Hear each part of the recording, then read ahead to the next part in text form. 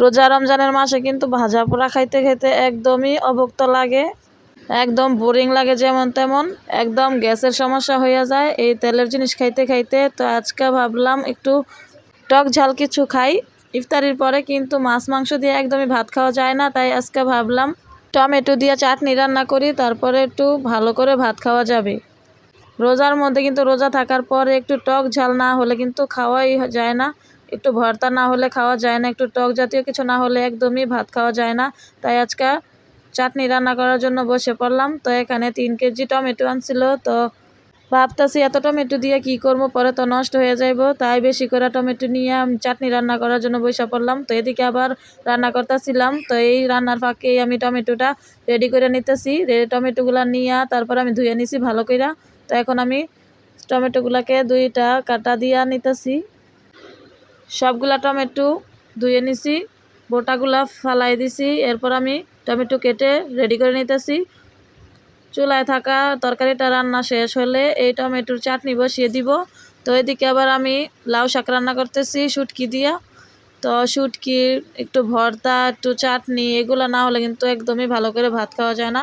মাছ মাংস একদমই খারাপ লাগে, সেহরিতে কিন্তু আরও বেশি খাওয়া যায় না। আমি তো একদমই খাইতে পারি না, একটু ভর্তা থাকলে ভর্তা দিয়েই ভাত খাই, আর মাছ মাংস তো জোর করে খাইতে হয়।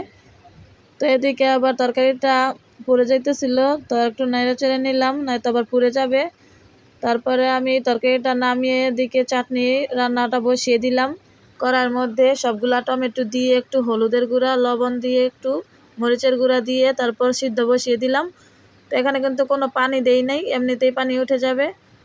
যেই পানি উঠবো ওই পানি শুকাইতেই তো 12টা বেজে যাইব। তো টমেটোর মধ্যে প্রচুর পরিমাণ পানি ওঠে। তো এইভাবে জালটা দিয়ে দিতেছি। অনেকক্ষণ যাবৎ জাল দেওয়ার পর ঢাকনা খুলে দেখি যে অনেক পানি উঠে গেছে।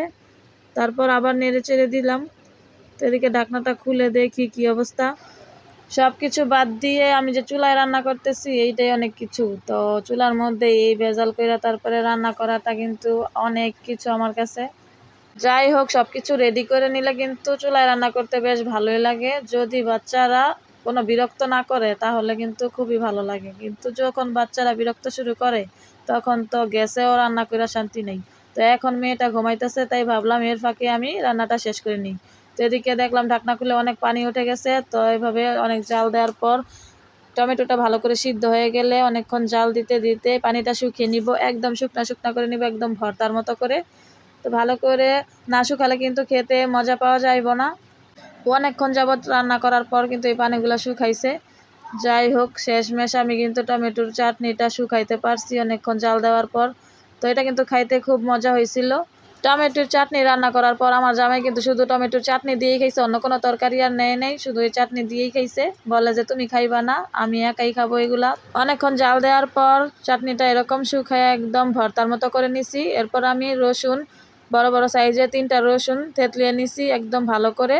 তারপর রসুনটা আমি দিয়ে দিলাম। তো রসুনটা দিয়ে ভালো করে নেড়ে চেড়ে নিতেছি। এখন শুকনা মরিচের গুঁড়া দিয়ে দিব, শুকনা মরিচ টেলে তারপরে আমি ফাঁকি করে নিছি। এরপর এখানে আমি বেশি করে শুকনা মরিচের গুঁড়া দিয়ে দিলাম, তারপর নেড়ে চেড়ে নিলাম ভালো করে। মিশিয়ে নিয়ে আমি জাল দিয়ে তারপরে এগুলো মিশিয়ে নিয়ে তারপর নামিয়ে নিব। দেখেন চাটনিটা কিন্তু এখন রেডি হয়ে গেছে। তো এখন শুধু পরিবেশন করার পালা। তো এখন তো আর খাওয়া যাবে না, ইফতারের পর ভাত দিয়ে কিন্তু খুব মজা করে খাওয়া হবে। তো দেখুন চাটনিটা দেখতে কিন্তু অনেক লোভনীয় লাগতেছে। তো অনেক দিন পর আপনাদের সাথে একটা লং ভিডিও শেয়ার করলাম, অনেক দিন যাবৎ লং ভিডিও দেওয়া হয় না, তাই ভাবলাম আজকে এই চাটনির রেসিপিটাও দেওয়া হোক এবং লং ভিডিওটাও দিয়ে দিই। তো এইভাবে আমি চাটনিটা কিন্তু নিয়ে নিলাম। তো সবাই ভালো থাকবেন, সুস্থ থাকবেন। আসসালামু আলাইকুম।